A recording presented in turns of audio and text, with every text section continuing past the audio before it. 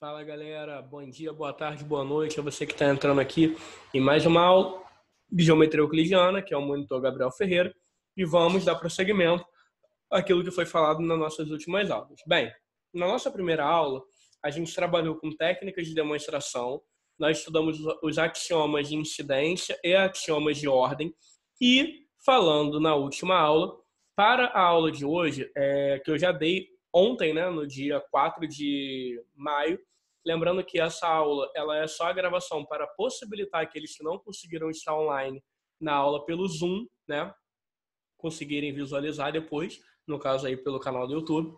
Então vamos lá. Primeiro a gente vai revisar a aula de ontem, não, no caso da semana anterior, e vamos para o assunto de hoje, que é um assunto bem rápido, axiomas de medição.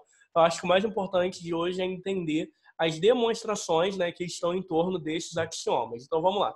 Recapitulando a aula da semana anterior, né, a aula 1, a gente tem que, dado, né, técnicas de demonstração, a gente tem a demonstração direta e a demonstração indireta. A demonstração direta é aquela que a gente chamou de forma que a hipótese implica na tese. Aí eu usei até aquela ideia, né, de fatias de pizza, e aí cada fatia era uma hipótese, e se você juntasse, né, todas as fatias, você teria a tese, que é a pizza completa. Ou seja, a hipótese são os fragmentos que você assume como verdade, e a tese, né, é aquilo que você quer provar.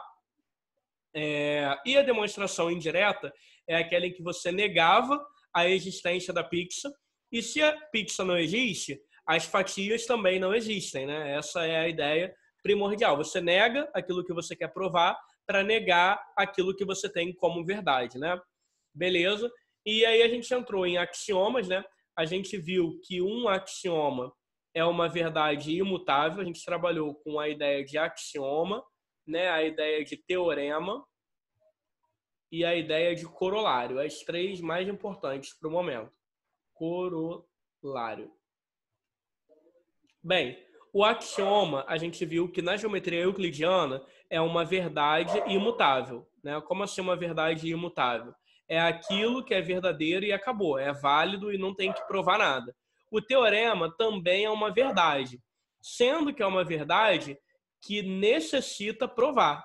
Ou seja, é uma verdade que ela é verdadeira, mas antes eu tenho que provar. O teorema eu preciso demonstrar. E o corolário, ele é o resultado de um teorema. Como assim o resultado? A gente prova o teorema, né? Provamos o teorema com a ajuda do axioma, e esses teoremas eles dão origem a corolários, que são resultados, são afirmações mais leves, mais específicas, mas que elas são provenientes, né, da verdade de um teorema. Beleza? Ok. Aí a gente tem as técnicas de demonstração, a direta e a indireta. A gente usa muito a indireta, né, que eu dei como um bizu aí, quando a gente quer provar unicidade, tá? Sempre que eu quero provar unicidade, né, que uma coisa é única, eu uso a demonstração indireta, tá? E vamos para a nossa aula de hoje. Bem, axiomas de medição. É óbvio que a gente sabe que existem, né, na aula passada a gente viu o axioma de incidência, né, que era formando o plano de incidência, enfim. E a gente viu axiomas de ordem, né? Incidência, o mais importante. Dados dois pontos diferentes, eu tenho uma única reta que passa por eles, né, que os contém. E existem pontos dentro de uma reta ou fora de uma reta. O de ordem, né, são aqueles que estão relacionados com a ordenação dos pontos. Então, dados três pontos, eu tenho sempre um ponto no meio dos outros dois, né? E isso é meio óbvio. Se eu tenho três, sempre vai vir um primeiro, o outro no meio e outro depois. Essa é a ideia. Bem, axioma de medição, que é o tamanho do segmento. O que diz esse axioma? Primeiro, se eu pego três pontos de uma reta, né, o ponto A, o ponto B e o ponto C, o primeiro axioma ele vai falar a respeito das coordenadas de um ponto. Cada ponto tem uma coordenada. O A tem uma abscissa Azinho, o B uma Bzinho e o C uma Czinho. Só tomem cuidado com o seguinte. Quando a gente representa por letra maiúscula, eu estou representando o ponto. E quando eu represento por letra minúscula, eu estou representando a coordenada do ponto. Tem uma pequena diferença, porque a coordenada é por letra minúscula e o ponto em si é por letra maiúscula, né? Bem, o 2 é o tamanho de um segmento. Se eu quisesse calcular o tamanho do segmento AB, eu representaria por AB e um traço em cima. Isso daqui, pelo axioma 2, é o B menos o A, sendo que é a coordenada do B menos a coordenada do A. Então, vai ficar Bzinho menos Azinho. Essa é a ideia, tá? O comprimento de um segmento é isso daí, a coordenada de um ponto. Beleza. E o axioma 3, que também é meio óbvio. Se o ponto C está entre A e B, então olha só, vou colocar aqui uma ilustração aqui em cima. Tem um A, tem o C e tem o B. Se o C está entre A e B, então se eu pegar o tamanho do AC e somar com o tamanho do CB, eu vou ter o tamanho do AB. Isso é óbvio, mas a gente sabe que é óbvio porque é um axioma, não tem o que negar, né? Beleza. Ponto médio e propriedades. O que é um ponto médio? Digamos que eu tenho aqui um segmento, né, AB, então vou colocar aqui o ponto A, e aqui eu vou pegar o ponto B, e eu falo que M é ponto médio. Isso significa que a distância de AM é a mesma coisa que MB. Então, AM é a mesma coisa que MB. Sendo que eu vou colocar as coordenadas, né? A coordenada de Azão é o Azinho, do M é o Mzinho e B é Bzinho. Usando o meu axioma de medição, o tamanho de AM é M menos A. O tamanho de BM é B menos M. Colocando M em evidência, eu tenho que 2M é igual a A mais B. Então, eu tenho que M é igual a A mais B sobre 2. Essa é a equação aqui do meu ponto médio, mas eu tenho que substituir, né? A coordenada Mzinho é igual a Azinho mais o Bzinho sobre 2. Ou seja, a equação do ponto médio é a soma das coordenadas dos dois extremos e dividem elas por 2. É a média aritmética, né? Soma e divide por 2. Propriedades da distância. Bem, aqui é só mesmo por questão teórica, né? Mas é importante saber que quando a gente fala de desigualdade triangular, é a desigualdade do triângulo que a gente viu em GAP, né? E que a gente vai provar nas aulas mais à frente. Que dado um triângulo, cada lado ele está entre a soma dos outros dois e a diferença. Em todo triângulo, a soma de dois lados é maior do que o terceiro. E a gente prova isso mais à frente. E quando que vai ser igual? Se os pontos eles forem colineares, que no caso vai estar todo mundo na mesma reta, tá? Beleza, isso é só para decorar, o mais importante é saber demonstrar, né, e qual argumento a gente vai usar. Então, bem, para essas questões aqui, eu vou estar copiando elas e levando para cada slide posterior. Então, vamos lá. Copiei a questão 1. Vou lançar aqui nesse slide. E vamos lá, mão na massa. Olha só, ele fala o seguinte. Desenhar em toque. São dados 4 pontos, aí ele deu, né, que são colineares, então eles estão na mesma reta. E ele fala que, tipo, tem coordenadas x, y, z e w. Então eu tenho A com coordenada x, eu tenho B com coordenada y, tenho o ponto C com coordenada z e tenho o D com coordenada w. Ele quer o seguinte, ó, o AC é igual a BD, você tem que tomar muito cuidado, porque é um se e somente se. O AB é igual a CD. Se é um se somente se, eu tenho que fazer a ida e a volta. Só que esse caso aqui, a ida e a volta é uma ou contrária da outra. Vou explicar melhor. Eu tenho que isso daqui é a minha hipótese e isso daqui é a minha tese. A hipótese implica na tese. Então, vamos lá. AC é igual a BD. Então, eu tenho que C menos A é igual a D menos B. Vamos substituir as coordenadas. No lugar do C, eu vou colocar o Z. No lugar do A, eu vou colocar o X. No lugar do D, eu vou colocar o W. E no lugar do B, eu vou colocar o Y. Só que eu quero chegar no AB. Para chegar no AB, eu vou deixar o Y de um lado e o X do mesmo lado. Então, eu vou jogar o Y para cá. Então, vai ficar Y menos X. E vou jogar o Z para o outro lado. Então, eu vou ter W menos Z. Só que Y, né, é a coordenada do B. Então, vai ficar B menos o A, que é a coordenada do X. E o W é a coordenada do D menos o C. Só que quem é B menos A pelo axioma de medição? É o AB. E quem é D menos C? É o CD. Então, aqui, ó, provei que o AB é igual ao CD. E a volta, gente, é a mesma coisa. Eu vou pegar daqui, vou para cá, depois eu vou para cá, depois eu vou para cá e depois eu chego aqui. E aí eu paro aqui. Então, a ida e a volta é a mesma coisa. Basta fazer uma e depois escrever ao contrário na outra, né? Porque se somente se tem que fazer a ida e a volta. Então, questão 1, perfeito, elaborada. Vamos para a próxima. Bem, na questão 2, está falando de ponto médio, né? Então, tem que tomar cuidado quanto a isso. Vamos lá?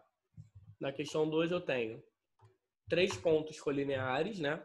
A, B e C, e B está entre A e C. Então, eu tenho basicamente essa representação. Tem uma reta R, aí eu tenho o ponto A, tenho o ponto B, tenho o ponto C.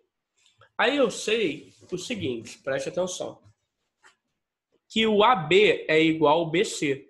Então, o B é ponto médio. B é médio de AC. Aí ele fala que M é ponto médio de AB. Então, vou colocar aqui, ó. M. E aqui eu tenho N. Vou colocar as coordenadas, Azinho, M, Bzinho, N e C, porque eu preciso da coordenada. Prove que MN é igual a AB. Isso daqui é a minha tese. Eu quero provar. Então, eu tenho MN. MN tem que provar que é igual a B. Mas vamos lá. MN, pelo axioma, né, de medição, é N menos M. Né? Quem é N e quem é M? Como o M é médio, lembra, qual é a equação do ponto médio? M vai ser igual à soma dos dois extremos e divide por 2. Azinho mais Bzinho sobre 2. Como N é médio, então N é igual a Bzinho mais Czinho sobre 2. É a equação do ponto médio que não tem que provar, porque a gente já provou ali no quadro anterior, né? Beleza. No lugar do N, eu vou colocar Bzinho mais Czinho sobre 2. Menos Azinho mais Bzinho sobre 2. Beleza? Vou apagar aqui para ficar escrito de forma melhor. Então vai ficar Azinho mais Bzinho sobre 2. Beleza, então aqui olha só. O meu denominador eu repito. O B eu vou cortar. E aqui eu tenho o Czinho menos o Azinho. Só que o Czinho menos o Azinho é o tamanho do meu AC sobre 2. Mas, gente, quem é o meu AC sobre 2? Olha só, peguei o AC e dividi ele em duas partes iguais. Quem sobra? O AB, porque o AB ele é ponto médio, então ele divide no meio. Então, o segmento AB é a metade do AC. Como o B é médio, como o B é médio, então eu tenho que o AB é a mesma coisa que o AC sobre 2. Então, isso daqui é igual a AB. Então, qual é a conclusão que eu tenho? MN é igual a AB. Isso é verdadeiro. Pronto. Lembrando que na geometria euclidiana só o desenho não vale, né? Botar esse desenho aqui não serve para nada. Porque pelo desenho dá para ver que é igual. Mas tem que escrever, obviamente. Então, vamos voltar aqui para o nosso enunciado. Aqui é o conjunto, né? Convexo, usando união e interseção. Qual é a ideia aqui? Bem, a ideia é o seguinte. Prove que a interseção de dois conjuntos convexos é um conjunto convexo. Primeiro, o que é um conjunto convexo? Todo polígono convexo, por exemplo, se eu pegar um hexágono, ele é um polígono convexo. Por quê? Porque qualquer ponto que eu pego, quaisquer dois pontos, o segmento que liga eles vai estar dentro. O segmento AB, ele pertence ao hexágono. Agora, bandeirinha de festa junina. Peguei um ponto A aqui, porque tem uma ponta, né, irregular. E tem um ponto B aqui, ó. Se eu ligar, aqui, ó, tem uma parte que não pertence. Não pertence à figura. Eu vou chamar isso daqui de gama. Não pertence. Então, aqui a gente chama ele de côncavo. Côncavo. E aqui a gente chama ele de convexo. Côncavo é a mesma coisa que não convexo, tá? É só um outro nome que a gente dá. Bem, ele quer saber o seguinte. Mostra que a interseção de dois conjuntos convexos também é convexa. Isso é verdadeiro? É verdadeiro. E aqui também é verdadeiro. Tá? Olha só. Sempre que a gente fala da interseção, a interseção ela é uma operação matemática que ela preserva a constituição do conjunto. Como assim? O conjunto, por constituição, né, a definição dele é ser convexo. A interseção vai manter isso, porque você quer uma coisa que já está dentro dele. Porque o que significa a interseção? É o e, então é os dois ao mesmo tempo. E a união significa ou. Então tem que tomar muito cuidado que a união ela pode não dar convexo. Por quê? Ela não pode manter. Porque o ou é uma coisa ou outra. Então, nem sempre esse ou vai estar nos dois ao mesmo tempo. Ele pode estar estritamente só em um ou estritamente só no outro. Então, tem que tomar cuidado com isso. Como é que a gente escreve isso? Na letra B é um contra-exemplo. Na letra A, a gente vai escrever normal. Então, considere A e B pertencentes a ômega interseção com alfa, tá? Onde ômega e alfa são convexos. Por hipótese. O que eu quero provar? Qual é a minha conclusão? A minha conclusão é que alfa, ômega interseção com alfa é convexo. Beleza. Bem, se A e B pertencem a isso daqui, então eu tenho que A, B pertence a ômega e, porque interseção significa e, A, B pertence a alfa. Só, gente, que se ele pertence a ômega, então eu sei que o AB, o segmento, né, AB, ele também vai pertencer. Por que eu sei que ele pertence? Porque, por hipótese, o ômega sozinho é convexo. E o A, B, no caso o segmento AB, né, pertence a alfa, porque alfa também é convexo. Então eu tenho que o segmento AB pertence à interseção. Pô, mas olha só, presta atenção. O AB pertence à interseção e os pontos também pertencem à interseção. Então, por conta disso, qual é a conclusão que eu tenho?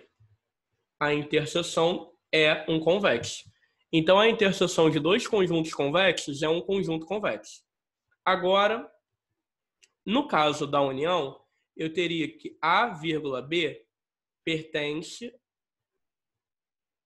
a ômega, união com alfa. Bem, qual é a ideia? Se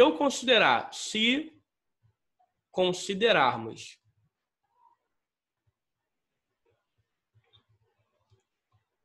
A e B pertencentes a alfa, nós teríamos que o AB ele pertence a esse cara. Mas ele não vai pertencer, mas não pertence a... Desculpa, não é isso, é a alfa. E se fizermos o contrário também. Agora, se considerarmos o A pertencente a ômega e o B pertencente a alfa, isso é possível. Isso é possível, porque ele pertence a um ou a outro. O segmento AB, ele não vai pertencer a alfa ao mesmo tempo, porque um vai estar num ponto e o outro vai estar no outro. E posso botar o outro, no caso eu vou pegar o E também. A, B não vai pertencer a alfa, ou seja, não vai pertencer nem ao primeiro e nem ao segundo. E no caso ou, porque também não vai estar nem em um e nem no outro. Porque se eu pegar aqui o A está num plano, né, num conjunto que é convexo, e o B no outro conjunto que é convexo, eles podem estar separados um do outro. E aí o segmento que liga eles vai pegar a parte de fora. Então, isso significa, obrigatoriamente, que A e B nem sempre pertence à união dos dois. Nesse caso 1 e nesse caso aqui, de considerar os dois no ômega ou os dois no alfa, né? Porque é possível ter os dois em um ou os dois no outro. Aí ele seria convexo. Possível. Agora, no caso em que um ponto está em um e o outro ponto está no outro, não vai estar em um ou no outro o segmento. Então, não seria convexo. Essa é a ideia. Essa possibilidade, a terceira, ela não valeria. E como uma possibilidade não vale, eu não posso falar que sempre vai ser convexo. Vai existir um momento que não é convexo. A ideia é essa. Por isso, contra-exemplo. Essa é a ideia. Beleza. Vamos para a próxima aqui. Então, copiando aqui. São dados 3 pontos, A, B, C. Aqui está a minha reta R. Aí ele fala que B está entre A e C. Então eu tenho aqui o A, aqui eu tenho o C, aqui eu tenho o B.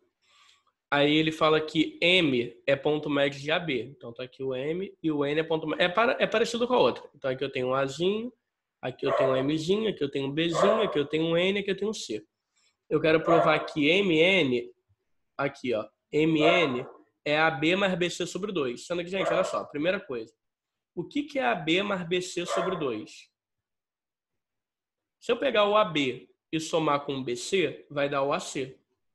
Então vai ficar AC sobre 2. Essa é a ideia. É isso que eu quero provar.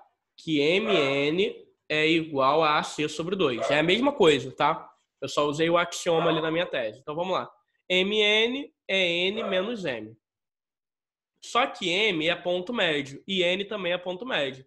Então eu posso falar que Mzinho é igual a A mais B sobre 2. Porque ele é ponto médio. E N, ele é igual a B mais C sobre 2, porque ele é ponto médio, de B e de C. Então, eu vou usar a equação do ponto médio.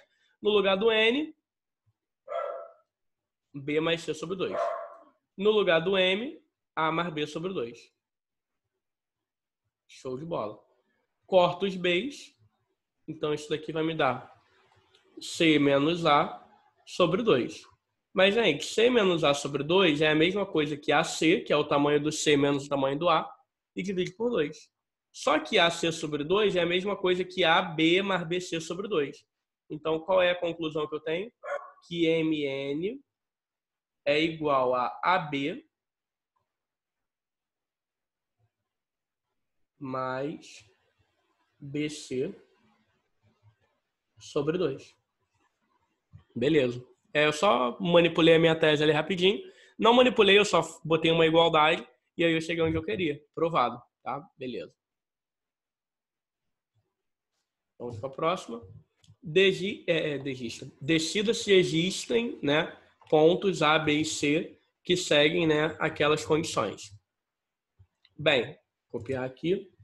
Para decidir, a gente tem que usar aquele axioma, né, que dados 3 pontos, eu tenho 1 no meio de 2. E que o tamanho de um segmento é só a gente somar, né? Uma parte mais o final. Então, olha só. Vou pegar aqui uma reta R. Eu tenho 3 possibilidades. Caso 1. Qual é o primeiro caso? Eu poderia colocar o A no meio. B, A e C. Essa é a primeira possibilidade. Qual é o caso 2? No caso 2, eu poderia ter a mesma reta. Eu poderia colocar o B no meio. A, B, C. Cuidado que a questão fala, decida se existem. Então, pode ser que não exista, né? E a terceira, eu posso colocar o C no meio. Então, eu teria A, C e B. Pelo axioma, o que deveria ser verdade? Que BA mais AC tem que ser igual a BC. Para existir, tem que ser verdade isso. Vamos substituir? O BA é a mesma coisa que o AB. Então, isso daqui é 5. 5 mais 1, que é o CA. Isso daqui é igual a 6. Só que a questão fala que o BC vale 3, então é diferente. Então, ó, bem, não existe. Não pode ser desse jeito. Não satisfaz o axioma. Então, vamos para o próximo.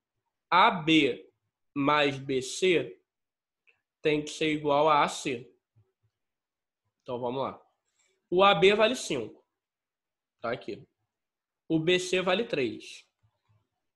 Então, isso daqui dá 8, que é diferente de 1, que é o valor do AC. Então, negado também. Bem, aqui o AC mais o CB é igual ao AB. Então, vamos lá. O AC vale 1, que é a mesma coisa que o CA. O CB vale 3. Isso daqui é 4, que é diferente do tamanho de AB, que é 5. Então, também não existe. Logo, não verifique se existem. Não existem. Essa é a resposta. Tá? Beleza. E a última questão, ela fala o seguinte: sejam A, B, C, D, ele deu os 4 pontos, é parecido com uma que eu já fiz, inclusive, só que agora não é somente C, ela é só a ida mesmo. Vamos colocar os pontos. Considero que eu tenho uma reta R, e aí eu tenho pontos da seguinte forma: A, B, C e D. Tá? Seguindo aí a hipótese. Aí aqui eu tenho um Azinho, Bzinho, Czinho, Dzinho. Aí eu tenho que isso daqui é a minha hipótese, ó, hipótese. E isso daqui é a minha tese, que é o que eu quero provar. Então eu tenho que AB é igual a CD.